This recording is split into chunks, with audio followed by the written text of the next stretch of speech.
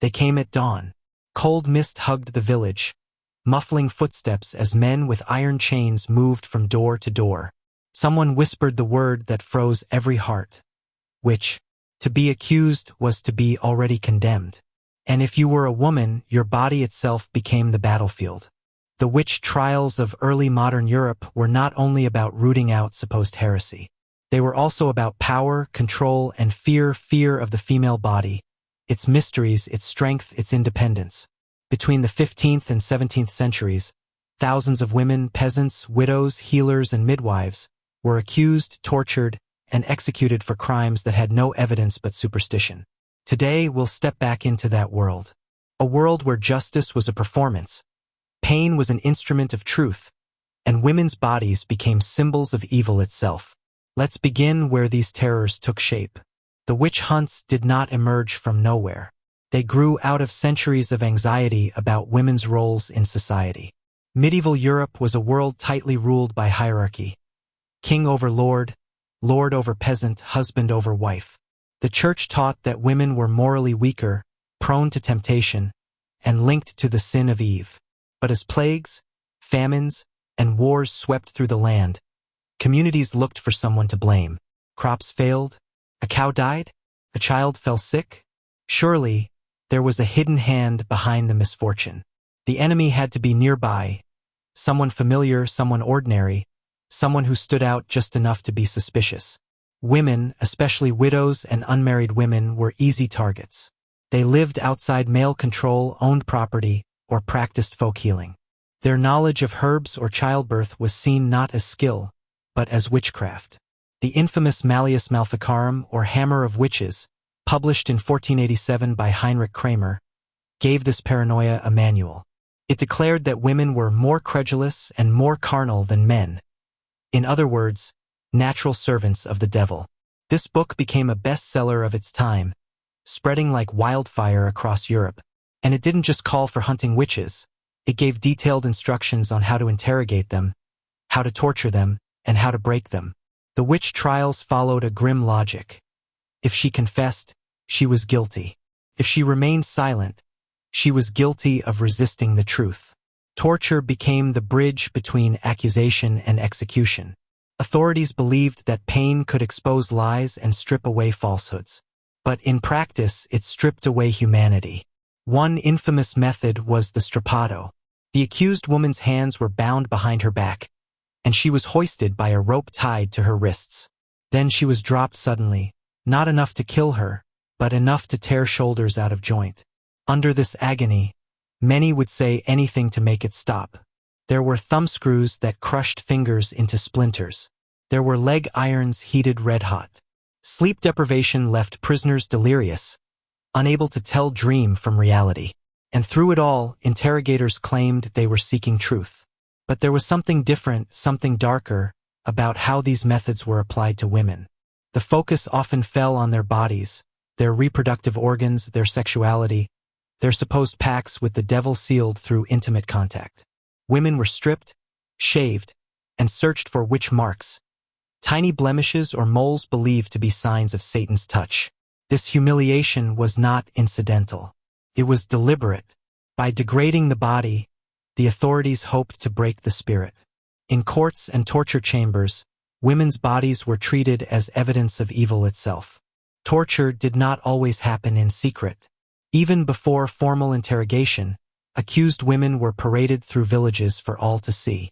Bound, half-clothed, smeared with ash, they were forced to endure the scorn of their neighbors. The logic was simple and brutal. Public humiliation turned fear into a weapon. When others saw a woman dragged through the mud, they learned what happened to anyone who defied authority or simply failed to fit in. Sometimes these displays took theatrical forms. Accused witches were dunked into rivers to see if they would float. The so-called swimming test rested on absurd reasoning. Water, seen as pure, would reject the guilty and make them float, while the innocent would sink and likely drown. It was a no-win situation designed not to prove innocence, but to terrify everyone watching. Even after torture or execution, women's bodies were further dishonored. Corpses of the condemned might be burned to ash so no relics remained, a final attempt to erase their existence. Yet in doing so, the authorities created martyrs, silent witnesses to a system of injustice. One of the most disturbing practices of witch trials was the use of witch prickers. These were men hired to examine a woman's body for devil's marks, scars, moles, birthmarks, or any blemish that could be called unnatural. The victim was stripped naked, shaved of all hair, and prodded with needles or pins. If any spot failed to bleed, it was declared proof of witchcraft. This procedure wasn't just painful, it was profoundly invasive. It reflected an unhealthy obsession with controlling and policing women's bodies. Female anatomy was treated not as human, but as evidence of guilt. Such humiliations reinforced the idea that women's very biology was dangerous. Childbirth pain, menstrual cycles, and sexual desire, all natural, were recast as signs of diabolic influence. The female body itself became the crime scene. By the height of the witch trials in the 16th and 17th centuries, entire regions were consumed by fear. In Germany, France, Scotland, and Switzerland, villages lost dozens of women in a single year. Some towns were left almost entirely without female elders, as older women were disproportionately accused. The trials revealed less about witchcraft and more about society's anxieties: fear of change, fear of disease, fear of women living without male control. In a sense, the witch hunts were an organized campaign to discipline the female body, to make women into warnings for each other. Every scream in the torture chamber sent a message: obey. Stay silent. Do not step outside the role assigned to you. The witch hunts of the early modern period were never just about belief in sorcery. They were a means of controlling bodies, especially women's bodies, under the guise of rooting out evil. The methods of interrogation and torture used during these trials reveal not only fear of the supernatural but also deep anxieties about female independence, sexuality, and authority.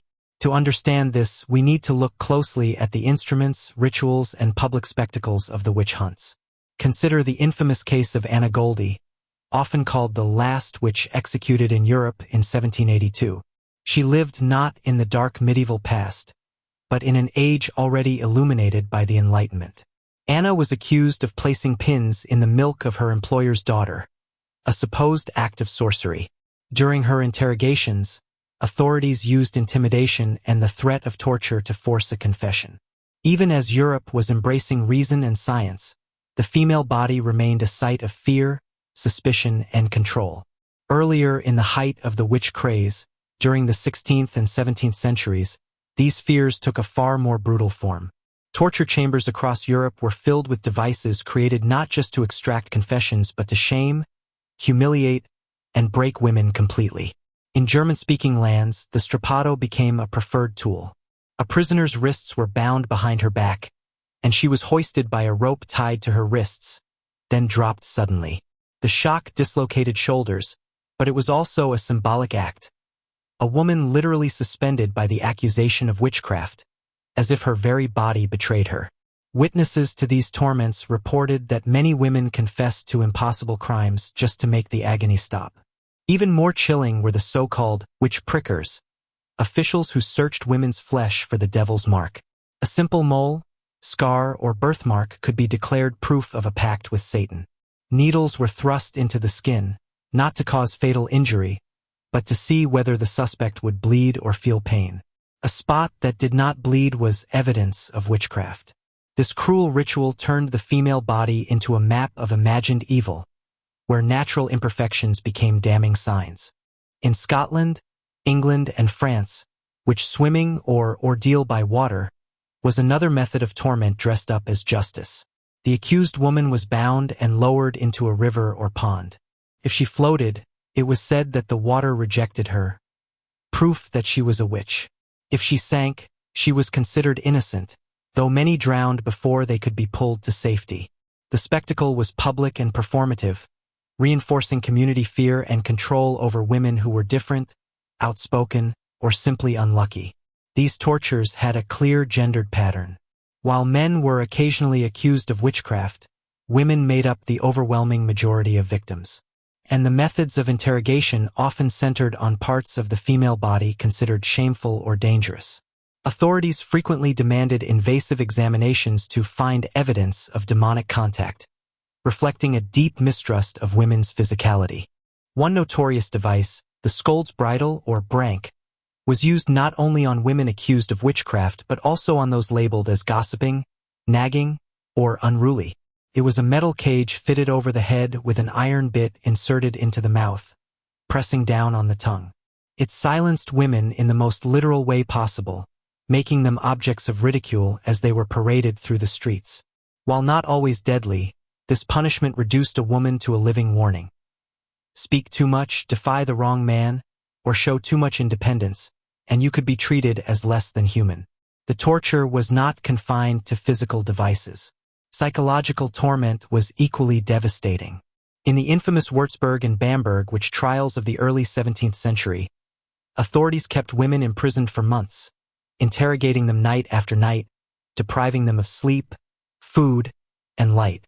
Starved and terrified, the accused would name neighbors, friends, and even family members as fellow witches just to end the suffering.